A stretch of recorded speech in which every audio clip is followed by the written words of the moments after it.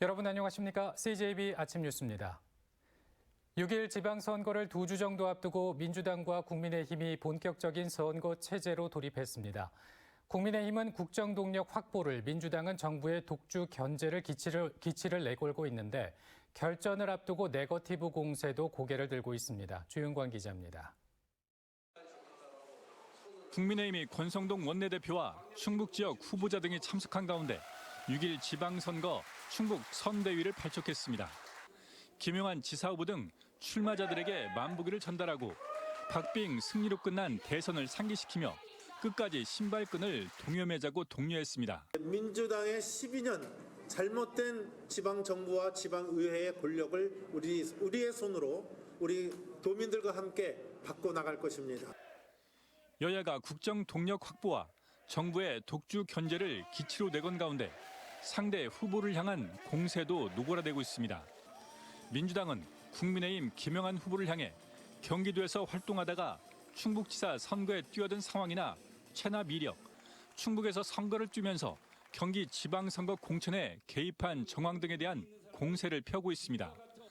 아직은 김영한 후보 측은 별다른 반응을 보이고 있지 않지만 공세가 과열될 경우 노영민 후보의 이전 시집 판매 논란이나 부동산 문제를 들고 나올 수 있습니다. 김영한 후보의 경우에는 우리 충북도민이 무엇을 했는지, 무엇을 할 것인지 전혀 모르고 있지 않습니까? 네거티브와 후보 검증의 문제는 전혀 별개의 문제다. 또 선거일이 다가오면서 양육수당 지급이나 전 노인 기초연금 지원, 반려동물 중성화 비용 지원에 이은 선심성 현금 공약 경쟁이 뜨거워질 가능성도 있습니다. CJB 주윤광입니다. 진천 군수 선거는 3선을 둘러싼 전현직 군수 간의 맞대결로 주목을 받고 있습니다. CJB 토론회에서 맞붙은 두 후보는 각자 군수 재임 시절의 성과를 강조하며 치열한 공방을 벌였습니다. 진기훈 기자입니다. 3선에 도전하는 더불어민주당 송기섭 후보는 수도권 내륙선 광역철도 유치와 인구 9만 돌파 등 자신의 군정 성과를 강조했습니다. 수도권 내륙선 광역철도를 유치했고 역대 최고 상주인구 9만을 돌파하는 등 역사적인 성과를.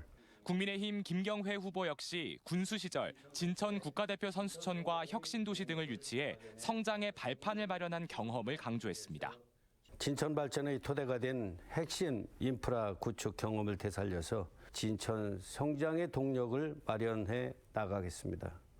각자의 군정 성과를 강조하며 포문을 연 두 후보는 수도권 내륙선 광역철도 구축을 놓고 설전을 벌였습니다.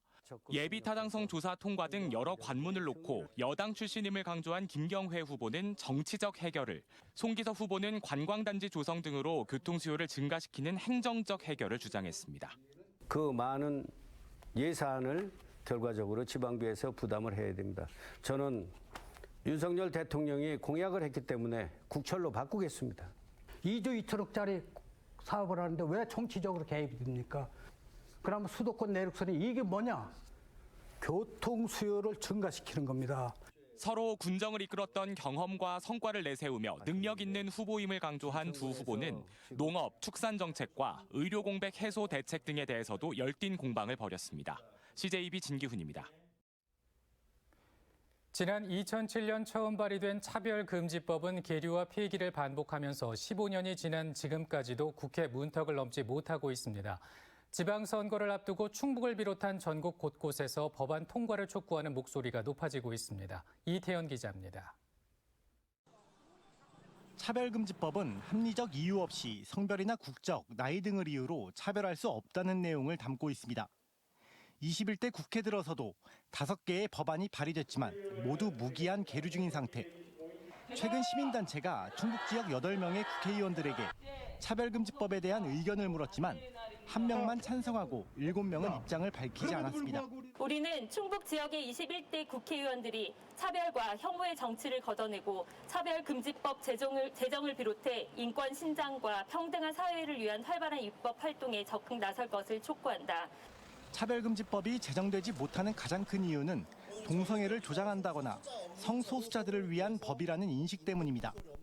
이런 가운데 충북에서도 성소수자들이 기자회견을 자처했습니다. 충북에서 성소수자들이 직접 공개된 자리에서 목소리를 낸 건 이번이 처음입니다. 성소수자의 목소리를 대신해줄 정치인 하나 없는 우리는 더 이상 정치의 수단으로 또는 대상으로 치부되지 않겠습니다. 용산에서 시작된 차별금지법 관련 집회가 전국으로 확산되는 가운데 국가인권위원회가 지난달 전국 성인 남녀 1,003명을 대상으로 벌인 설문조사에서는 67.2%가 차별금지법이 필요하다는 의견에 동의를 나타내기도 했습니다. CJB 이태현입니다.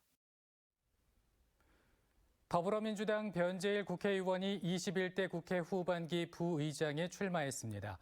변 의원은 감사원을 국회 소속으로 변경해 국정감사 기능을 강화하고 예산결산특별위원회를 상설화해 민주당 대선 공약 이행을 위한 재정 통제권을 강화하겠다고 밝혔습니다.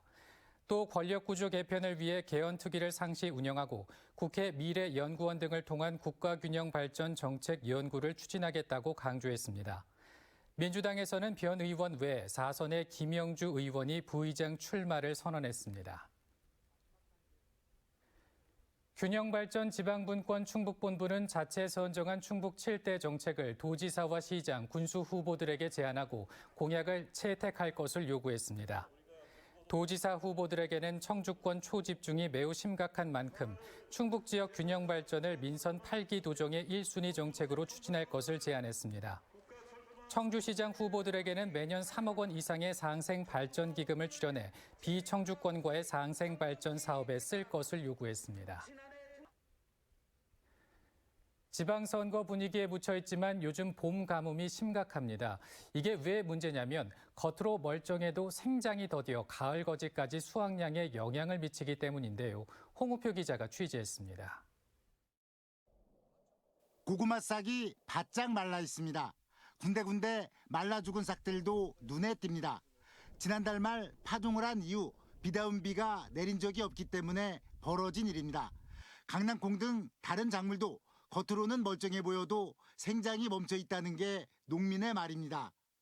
말로 죽을 수도 있다고 봐야죠. 근데 하여튼 하늘만 지금 쳐다보고 있는 심정인데요. 참 좀 어려운 심정입니다. 지금.